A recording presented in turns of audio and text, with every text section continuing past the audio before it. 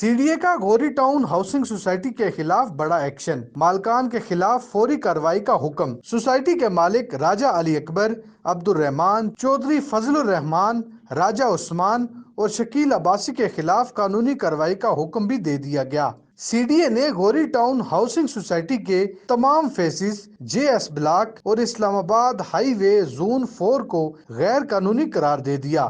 Report کے مطابق تمام فیزز کو غیر قانونی قرار دے دیا گیا ہے۔ سی ڈی اے کے پروجیکٹ مینیجر زون 4 لیاقت محی الدین کے دبنگ حکم نامے سے جڑواں شہروں میں ہلچل مچ گئی۔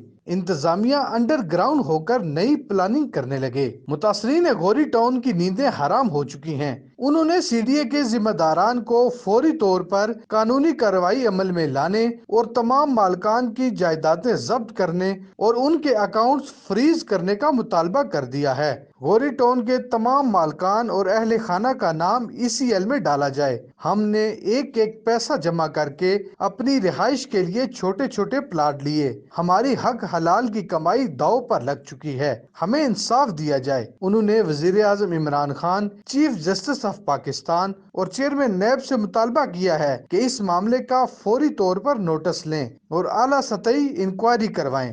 ایسے لوگوں کے خلاف سخت کارروائی کریں جو لوگوں کو گھروں کا خواب دکھا کر لوٹتے ہیں اور پھر لوگوں کو در بدر کی ٹھوکریں کھانے پر مجبور کر دیتے ہیں۔ ان لوگوں کو جلد سے جلد گرفتار کر کے قانون کے مطابق کارروائی کریں تاکہ مزید لوگ اس فراڈ سے بچ سکیں۔